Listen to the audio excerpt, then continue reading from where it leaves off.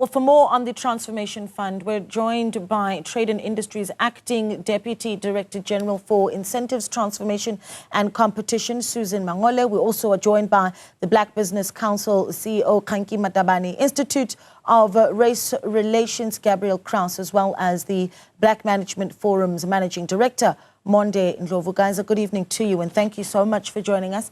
100 billion rand, I think to the everyday South African, it sounds like a lot of money, but from what we heard from discussions with those role players in the room, was that there is a sense that more actually could be dedicated towards a transformation fund.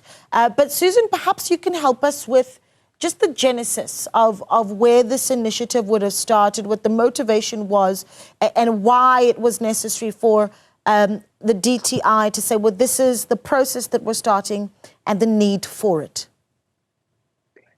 Thank you so much and good evening to you. The Transformation Fund started with us enforcing B Act. As you are aware, we've been implementing B Act since 2003.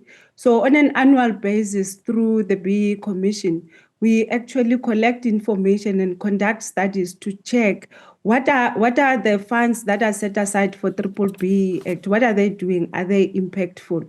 So what we've been noticing over the past 5 years is a reduction in spending. I think on average, most of the entities spend about 20 billion. But now when we go into various sectors to check if they are transforming, we don't see those results. So hence the proposal to actually aggregate and partner with a private sector to say, let's implement transformation together instead of us enforcing and say, you're not spending accordingly and you're not being impactful. So the Transformation Fund's objective is to aggregate all these funds under the B Act to make sure that they reach all the enterprises that are meant to actually receive. And we also become transparent to the South African relating to the implementation and enforcement of B Act. Okay, there's a lot to unpack because there's questions around where the money is going to come from and certainly how the implementation will work. Those bits and bobs we'll sort out a little bit later on. But Monde, I want to bring you in because what we did see is in February of this year, the Black Management Forum actually making a call for resources to be allocated for transformation in various sectors. And in fact, what you had called for was 20 billion by the end of this year. What you make of this initiative, 3 weeks to make public comment, I imagine BMF might be one of those that make a contribution. Good evening and thank you very much for the invitation. Yes, certainly, firstly, the Black Management Forum is certainly behind the initiative. And secondly, its timing as well makes us all reflect on how far the transformation journey has actually gone, especially on these key issues around access to finance, access to markets, the upscaling of Black businesses and the ownership question and how we want to unfold all of those issues. Thirdly, the issue of the structure of the economy. Now, as we all are well versed with the fact that we have oligarchs in most of the sectors for 3, 4, 5 major players, which means that they've got a competitive advantage in the market. They're miles ahead around how they procure even their own goods and services in order to drive their products or services that they offer to the public. So already established business is way ahead of the SMME sector, which the synonym for SMME sector actually is Black business in most cases.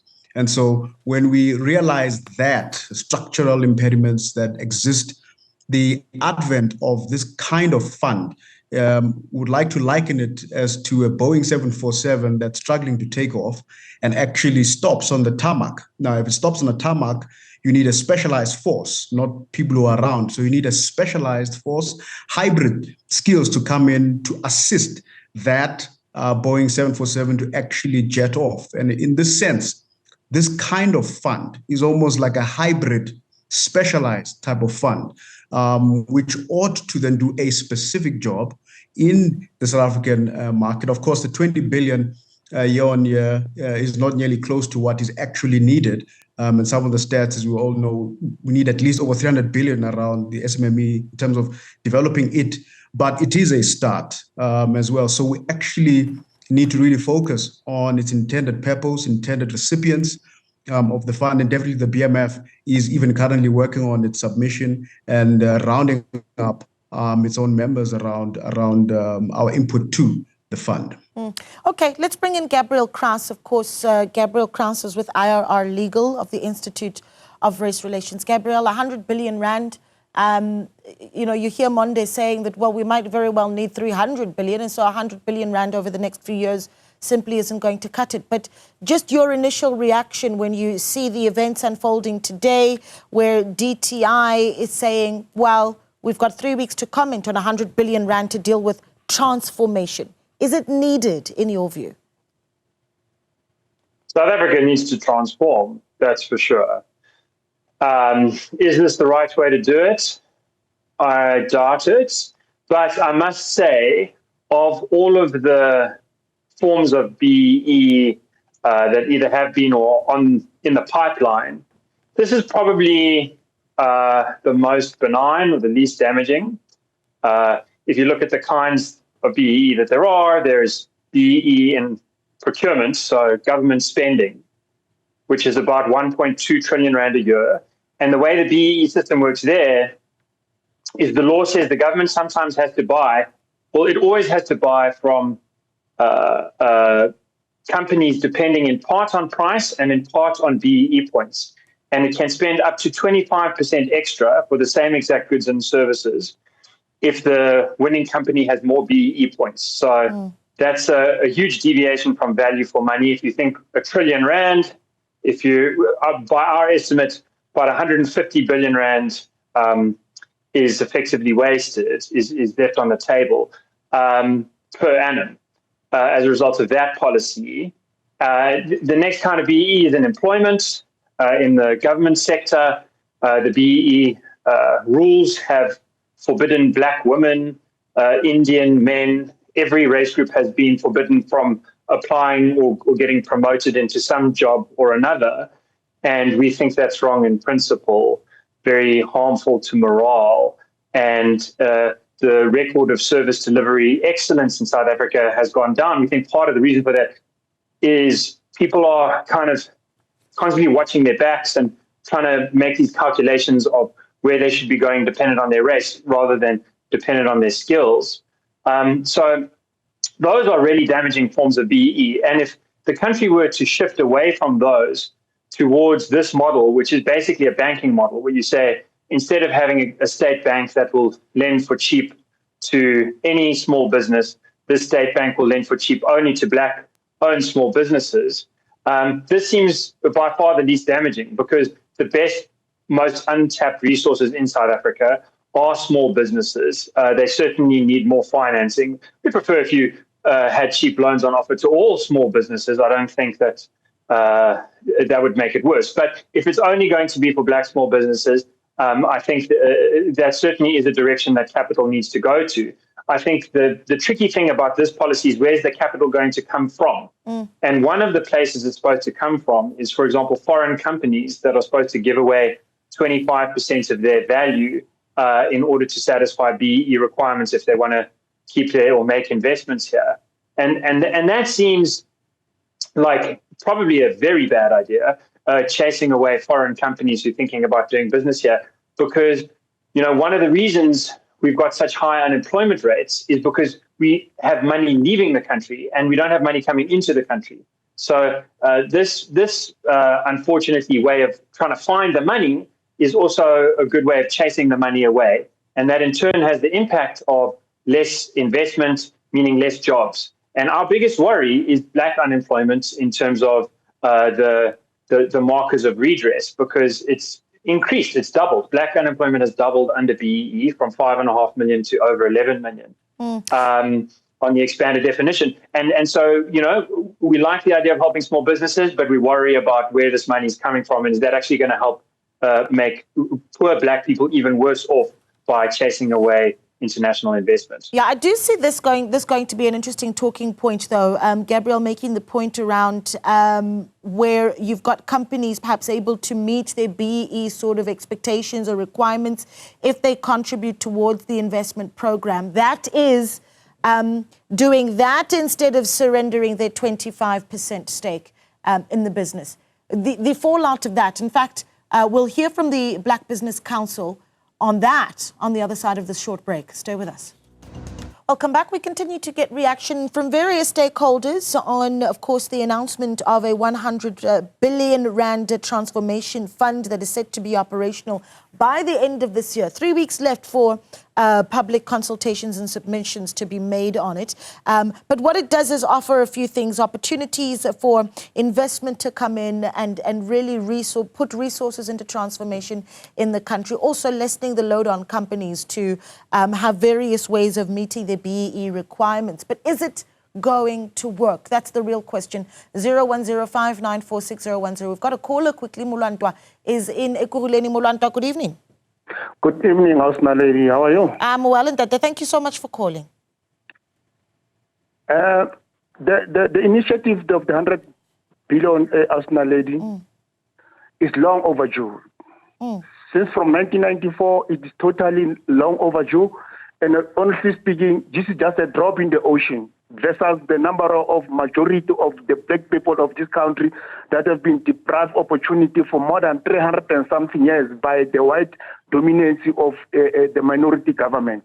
So for me, this is a good initiative that it will start to radically and apologically reform the economy of the country. So it's a good initiative as long as there must be a proper policy in place that all this must be monitored and make sure that it bears the fruit. But for me, it's a good step, but it's totally long overdue. There's nothing to celebrate.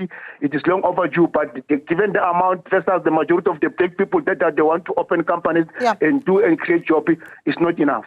Yeah, okay. So thank you for that. You've got some welcome there. Mulando, we appreciate it calling in from Ekurhuleni. Kanki Matabane, let's bring you in. Kanki Matabane, of course, with the Black Business Council. Here's some of the criticism that the Transformation Fund has already gotten from other business organizations. Kanki, you've got the Business Leadership South Africa already saying, well, we've got funds like the National Empowerment Fund. You've got the Industrial Development Corporation. So how is this any different? That's the first point. The second point that has been made is that we have had other public sector efforts that simply have not brought the results that we want to see. So for black, small to medium enterprises, is this going to work from your perspective? Yeah, thank you very much, and good evening, Naledi and the viewers, and also my colleagues. And maybe just starting by saying from the Black Business Council, we do welcome the Transformation Fund. We've been calling for it for quite a long time. And maybe before I get to answer your question, maybe let me just deal with the misconceptions. I think it's important that we must utilize the right words. There's no one who's going to be surrendering their equity, or there's no giving away of any equity in BEE.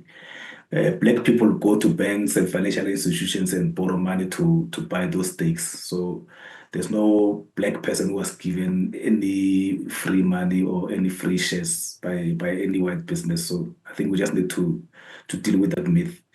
There are other funds like the NEF, PIC, and IDC, and so on. So this is basically to supplement the current funds that are there. But this is going to be different. It's going to be a partnership between a business and government. And we've seen this model working. It worked very well during COVID with Solidarity Fund. And we want to adopt the same model. Where the corporate governance is going to be very, very, very tight. The board will consist of credible people who've been around, who've made money, who've got their own money, those who are not necessarily going to ask for funding from the fund.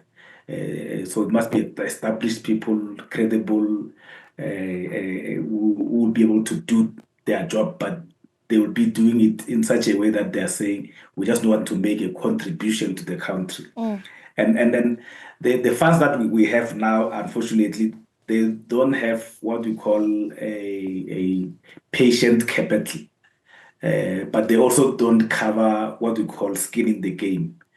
So when you're a black business person, black woman, you want to buy, for example, a 50 million investment, you want to invest in a 50 million project, you need 5 million cash from your own pocket, which is called the skin in the game. And if you don't have that, the deal collapses. So it's important that we need to then get funding for that type of a transaction. But also remember, black business is not meant to remain small forever.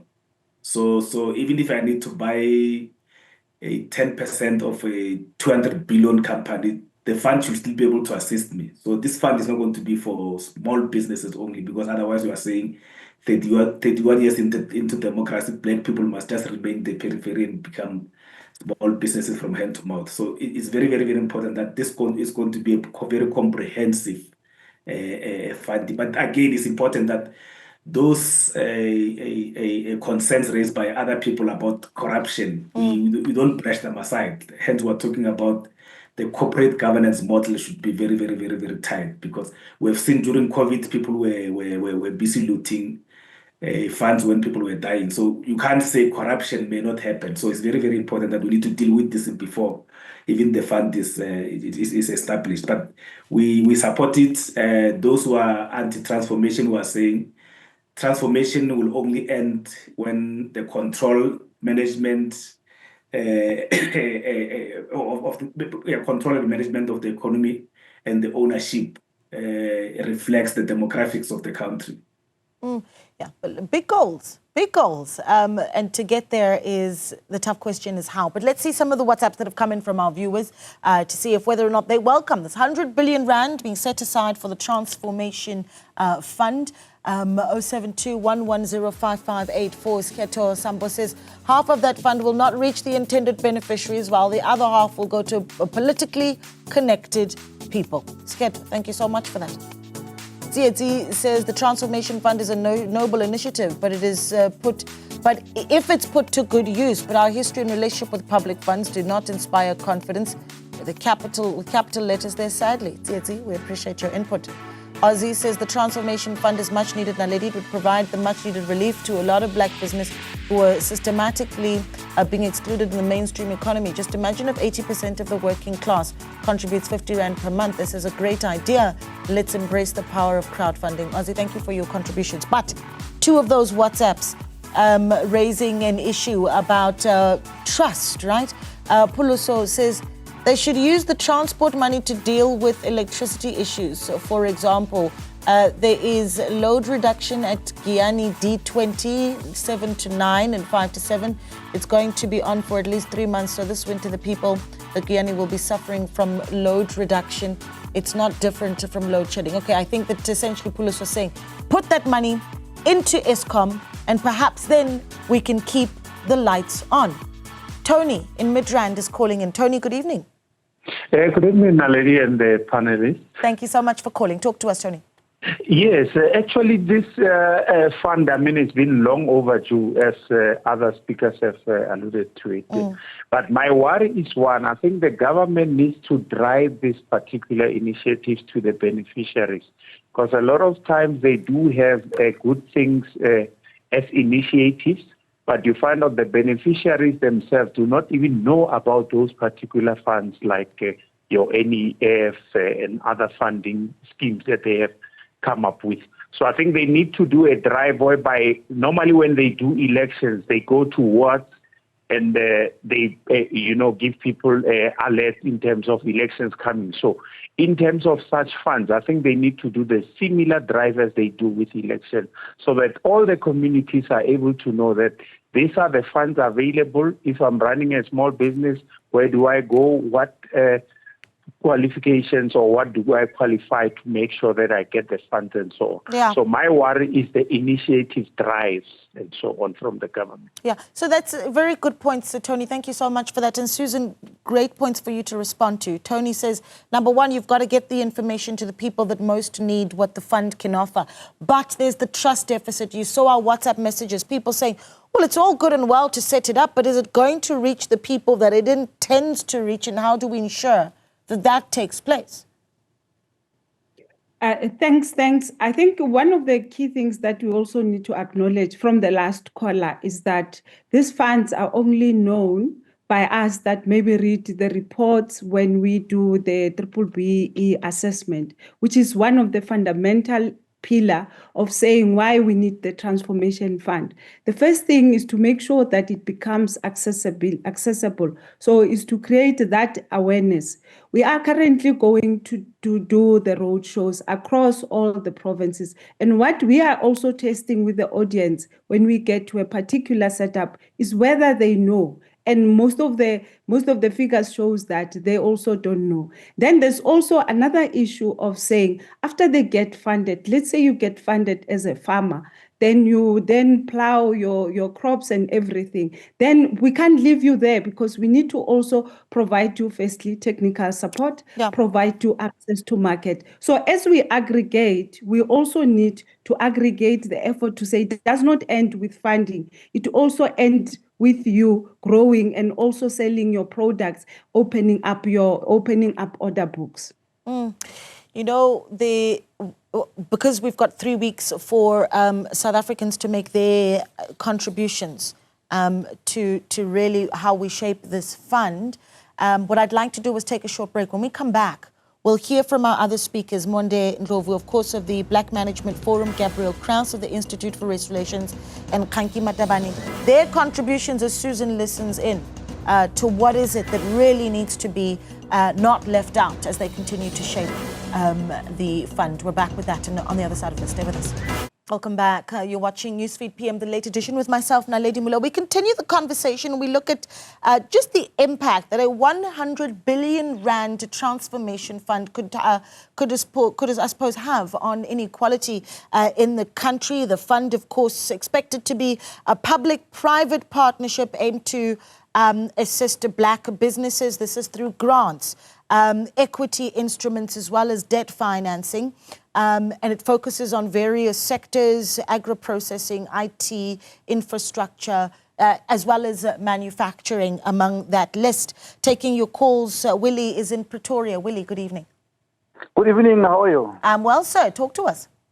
Yes. I was looking at the figure for the Transformation Fund, which is the buzz figure, a very big figure. Our government has been promising a lot in terms of helping our small entrepreneur, in terms of, assisting them in terms of the fund. Now, from my side, I would like to know that how are they going to assist our small entrepreneur and what project are they targeting to assist the entrepreneur in South Africa? And what is the time frame which they have to make sure that this fund reach the people which the entrepreneur that are supposed to be empowered with these funds? Yeah, all of those relevant questions. And that's the question that every entrepreneur or business person watching this conversation obviously wants answers to, big or small. But 3 weeks left still for South Africans to make contributions. And so I want to get from our guests. So Tony, thank you for calling. I want to get from our guests. Monday, I'll let you give us your final bite here.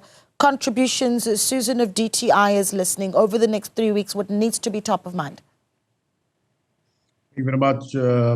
I think firstly, the issue of gathering support for the fund is crucial, especially the private sector as well. And part of the contributions already has been around how the ESD funds of the private sector can be redirected into this particular fund. And so that understanding is quite critical, and how the private sector can benefit by redirecting those funds. Number two, the government departments and the DFIs themselves, even though they've got separate mandates, but it's critical that they also have a buy-in and in channeling the funding into this particular fund, which, as we said in the beginning, is like a hybrid type of fund. It's an unusual type of fund as well.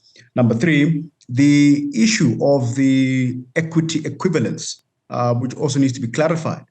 That the fact that these international businesses that come into our space have got a bypass from the DIC to have an equity equivalent program, and hence that 25% debate comes from. And that clarity to say that instead of them doing their own programs, and it's in the document as well, that they should actually channel it towards this fund. So understanding those intricate details is quite critical, that there is going to be benefit as well in terms of those equity equivalent programs, etc. The next point is also critical, is that the fund should not be too thin in terms of its impact and too many sectors. For it to be hybrid and highly impactful, you've got to narrow down the focus, because even within a particular sector or particular industry, you've got downstream industries as well that impact that particular industry. So when you narrow it down, yes, we talk of township and rural, etc., but we've got to narrow the focus as to which specific industries will have a high economic impact that can have downstream impact as the funds begin to unfold as well. And probably the other important part is that when we deploy such funding, it is an idea, and it is an idea that needs to grow, that needs to be accepted. It may work, it may not work, but we are living in a space where we are attempting with different mechanisms, different ideas to drive the transformation agenda, which in fact is an inorganic process. It's not an organic process. And hence we keep swimming against the tide, even with all these ideas. And so those are just some of the key areas, critical. And also as well, maybe finally the governance structure. When you look at it, the board, the tight governance structure, the representatives that sit on the private sector is key. Particular critical skills are key there. People who are independent, so that decision making can remain impartial. I'm waiting to see how, an independent list of individuals would look like, and how you decide on that. But that becomes a debate for a little bit later. Gabrielle, contributions certainly for DTI to take forward over the next 3 weeks from IRR. I think that the Department of Trade and Industry and all South Africans need to get to a bit of root cause analysis. Why is it that black unemployment doubled in the BEE era? Is it because there wasn't good intentions? No, there was obviously very good intentions to not make that happen, to make something else happen. Is it because there was a lack of promises? No, there was a lot of promises. There was a lot of people with good hearts like Mondi saying they want to try the best and let's get everyone to buy in together and try the best together. This thing of, in the name of the government, with a bit of private finance in there, we'll sort of give away things for free, but not quite give away things for free. We'll actually be investing. It'll be a little bit confusing, a little intricate, a little detailed, but it's not going to be so confusing that anyone will take anything, because we all care. And we're going to show so much how much we care it's going to work, I promise you. We've heard that promise for 20 years. This country hasn't grown economically at all since the late 2000s. That is amazing. There's no open democracy in the world that I can find with a similar starting position that has that bad track record since 2008. Why have we had that? I think that the reason we've had that is partly because of good faith efforts to redress apartheid being taken advantage of in ways that are inevitable when you set up the law to focus on redistribution rather than on growth. If we change our whole mindset from how do we redistribute the little bit that we have in a way that will hopefully this time get to the end of the line, and we take up a new mindset, the mindset of the 2000s, the mindset that this economy had, that leadership had, that ordinary South Africans could feel in tangible terms under Mandela and Mbeki, a mindset of growth, then we will see not an effort to tell companies, no, invest here rather than there. We will have an effort to say, please invest in South Africa anywhere you want. You make the choice. And then businesses in South Africa, small and medium enterprises, will chase that money. That is how every economy in the history of humanity has grown. It has been through increased investment, not redistributed investment. So our argument to the DTIC is do what you can to increase investment, which means making this place freer, not more controlled in terms of racial bean counting.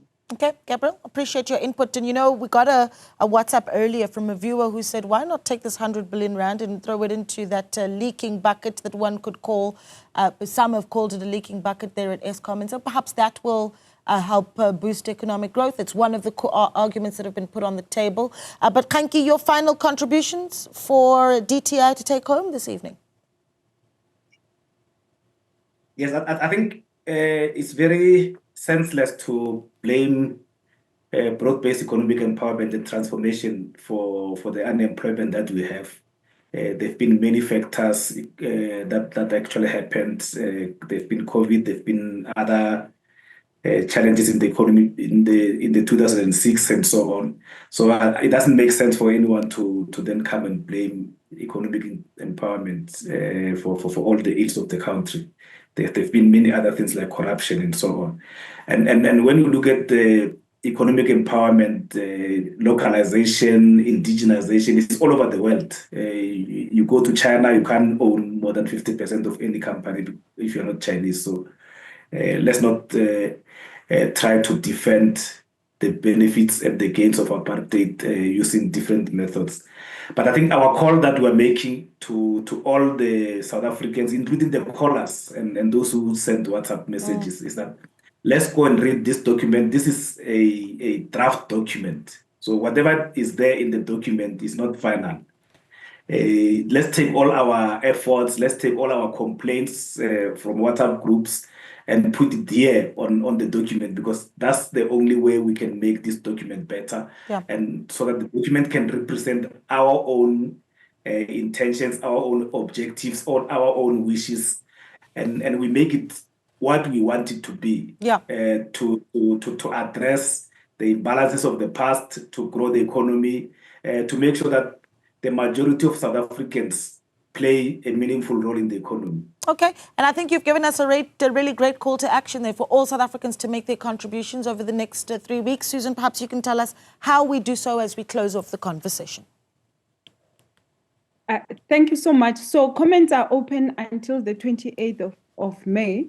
You can email at the transformation fund at the dtic.gov.za, or they can deliver at the DTIC campus, number 11 Menke Street, Sunnyside, Pretoria. So if we urge South African to actually provide those comments, we will be doing roadshow. We will communicate where we are across the provinces.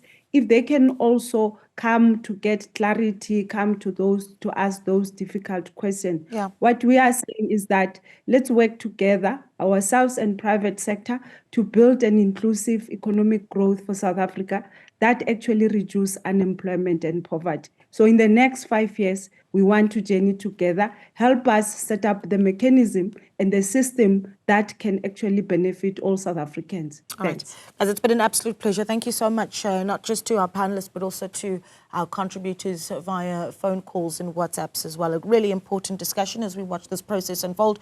Mwande Ndlovu, Managing Director of the Black Management Forum, Susan Mangole, who is the Acting Deputy Director General of Transformation and Competition at DTIC, Gabriel Kraus of IRR Legal with the Institute of Race Relations, and Kanki Matabani of the Black Business Council. You're still watching Newsfeed PM, the late edition. We've got more news on the other side of this. Stay with us.